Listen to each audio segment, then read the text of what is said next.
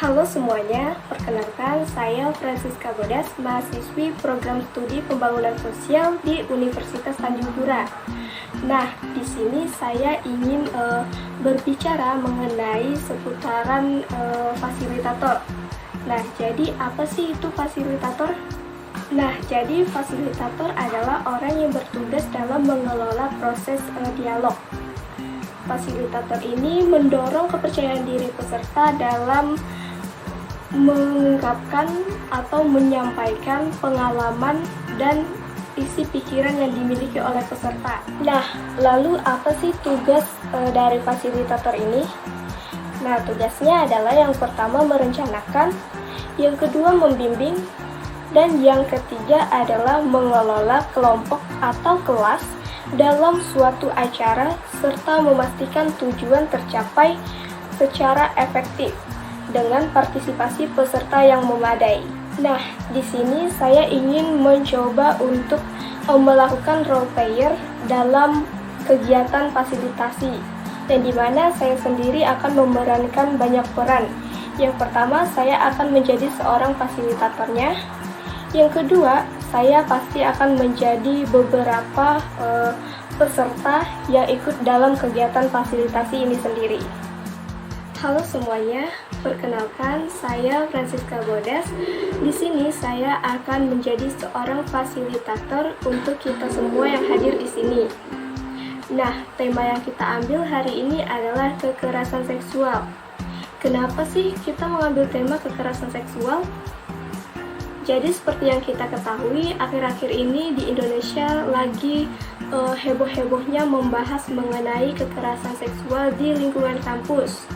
Jadi berhubungan kita yang hadir di sini merupakan masyarakat dalam lingkup sekolah ataupun keluarga. Jadi kita mengubah untuk kekerasan seksual di lingkungan umum. Nah, sebelumnya apa sih yang saudara-saudari ketahui mengenai kekerasan seksual ini? Mungkin ada yang ingin berpendapat, silahkan angkat tangannya serta perkenalkan namanya. Perkenalkan, nama saya Jenny, Kak. Nah, jadi menurut saya kekerasan seksual itu adalah misalnya nih, kalau kita jalan tuh kan biasa ada yang kayak cium-ciuman, manggil-manggil nama gitu, atau bahasa kerennya itu catcall ya Kak. Jadi menurut saya itu sih kekerasan seksual, tapi saya juga kurang tahu itu kekerasan seksual atau pelecehan seksual. Karena dari artikel yang saya baca di internet, katanya itu merupakan pelecehan seksual. Hanya itu sih Kak yang saya ketahui mengenai yang ada seksualnya. Terima kasih Kak. Oke, kita tampung dulu ya. Mungkin yang lain ada yang ingin menambahkan? Perkenalkan Mbak, nama saya Sujimin atau biasa dipanggil Pak Jimin oleh masyarakat sekitar. Nah, jadi menurut saya kekerasan seksual tersebut adalah tindakan yang merugikan korban. Misalnya tindak perkosaan. Itu sih Mbak yang saya ketahui mengenai kekerasan seksual. Oke, terima kasih Bapak Jimin dan adik Jenny ya tadi ya. Nah, mungkin yang lain ada yang ingin menambahkan lagi? Sudah tidak ada? Nah, jadi kekerasan seksual itu adalah setiap perbuatan merendahkan, menghina, menyerang, dan tindakan lainnya terhadap tubuh yang terkait dengan nafsu perkelaminan, hasrat seksual seseorang, atau fungsi reproduksi secara paksa bertentangan dengan kehendak seseorang. Nah, jadi kata kunci dari kekerasan seksual ini sendiri adalah kegiatan seksual yang dilakukan secara paksa atau bertentangan dengan kehendak dari seseorang. Nah, sebelum masuk ke dalam apa saja bentuk dari kekerasan seksual itu sendiri, tadi sempat dibahas oleh adik Jenny mengenai pelecehan seksual.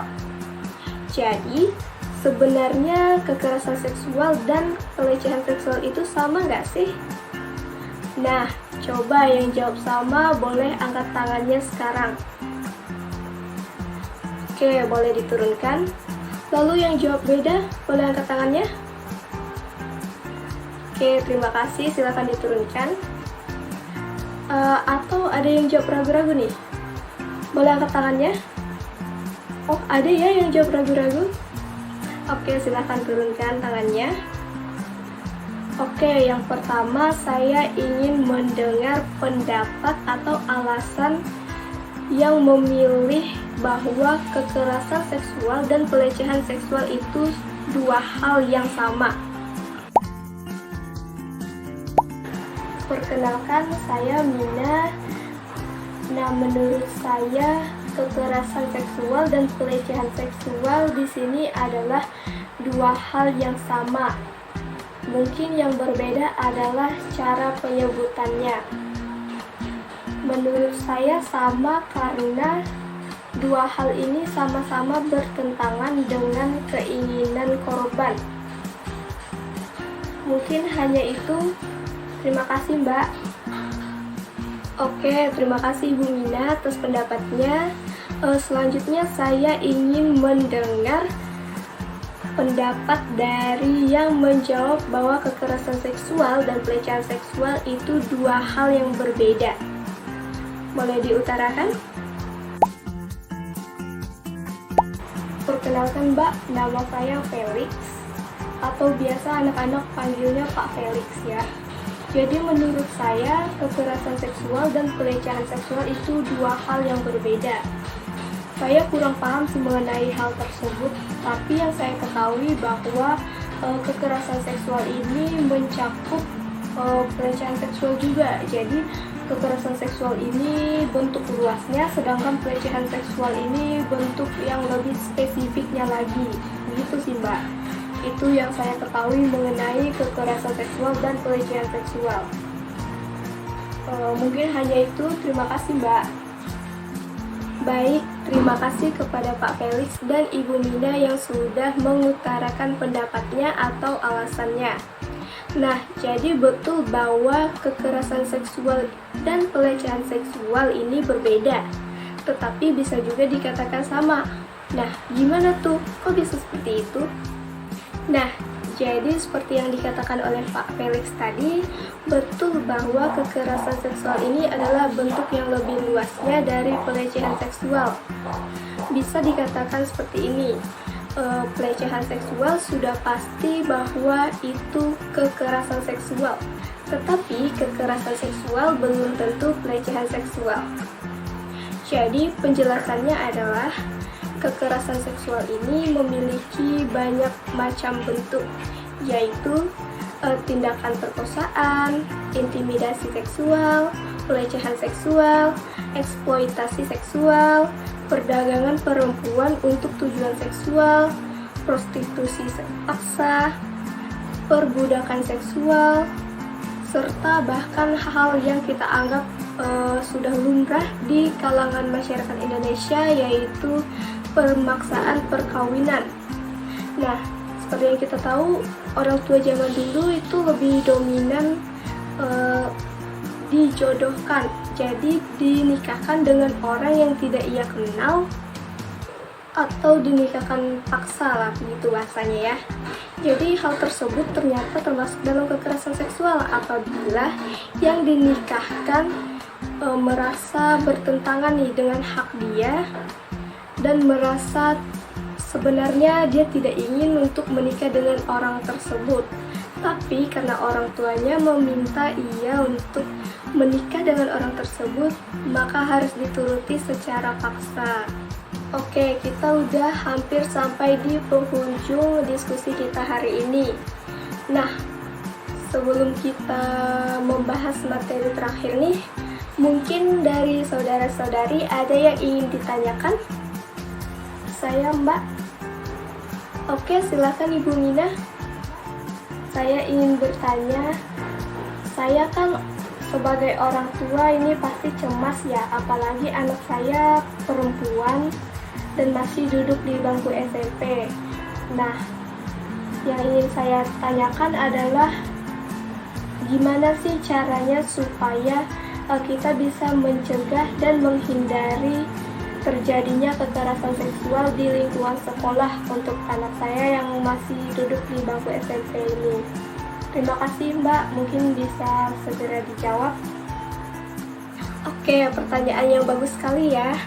Nah, tadi Ibu Mina bertanya mengenai bagaimana sih cara mencegah atau menghindari dari terjadinya kekerasan seksual di lingkungan sekolah. Nah, karena konteksnya di lingkungan sekolah, jadi menurut saya mungkin akan lebih tepat jika dijawab oleh pihak sekolah. Mungkin dari pihak sekolah ada yang ingin mengutarakan pendapatnya. Baik, saya di sini sebagai perwakilan dari pihak sekolah. Jadi menurut saya hal-hal yang bisa dilakukan dalam rangka mencegah atau menghindari terjadinya kekerasan seksual di lingkungan sekolah, yaitu kami akan mencoba lebih memperketat peraturan yang berkaitan dengan hak-hak masing-masing anak dan juga menjaga privasi anak ya begitu. Misalnya seperti yang dikatakan oleh Nak Jenny tadi, apabila mulai terjadi pelecehan seksual, walaupun dalam hal-hal kecil seperti catcall tadi, segera lapor kepada kami, karena kami akan segera menindaklanjutinya dan memberi pembelaan atau perlindungan lah begitu untuk anak-anak yang mengalami kekerasan seksual. Jadi jangan takut untuk melapor, serta untuk anak-anak ini sendiri kami mengharapkan untuk saling menghargai privasi masing-masing. Kita harus mempelajari apa yang perlu kita lakukan secara bijak agar menghindari hal-hal tersebut. Mungkin seperti itu Mbak. Oke, terima kasih Pak Felix sebagai perwakilan dari pihak sekolah. Nah, betul apa yang dikatakan oleh Pak Felix tadi. Ada hal-hal yang perlu kita lakukan, yang perlu kita tegaskan lagi mengenai kekerasan seksual tersebut agar tidak terjadi di lingkup sekolah. Nah, menurut saya nih, kita sebagai siswa tuh harus mengenal organ tubuh mana yang kira-kira boleh untuk dilihat atau disentuh oleh orang lain, dan yang mana yang tidak boleh dilihat dan disentuh orang lain. Misalnya, kalau tangan mungkin boleh ya untuk disentuh, dilihat, tapi untuk organ-organ yang lain, misalnya dada ataupun perut, itu menurut saya tidak boleh untuk diperlihatkan kepada orang lain. Lalu yang kedua, sebagai siswa kita harus menghindari pergaulan yang tidak baik. Misalnya ada kan pergaulan pertemanan walaupun sesama jenis, tetapi dalam pertemanan tersebut sering melakukan hal-hal yang melanggar privasi orang tersebut. Misalnya menyentuh dada, menyentuh perut, pinggang, ataupun yang lain. Misalnya sesama perempuan nih, ada dua anak perempuan yang berteman, tapi misalnya salah satunya suka dicium gitu, dicium pipinya, dan yang satunya suka mencium pipi temannya. Tetapi temannya yang sering dicium pipinya oleh teman lainnya itu merasa bahwa dia tidak senang, dia merasa itu hal yang risih lah gitu. Nah, hal tersebut merupakan kekerasan seksual dan itu harus dihindari dalam pertemanan. Maka kita harus mencari lingkungan pergaulan yang benar-benar memahami akan batasan-batasan dalam bersentuh atau menghormati dari privasi orang lain. Sekian materi dan diskusi kita hari ini. Semoga dari diskusi kita hari ini kita semua yang hadir di sini bisa menjadi agen perubahan sosial untuk menjadi Indonesia yang lebih baik lagi. Sekian dari saya. Terima kasih.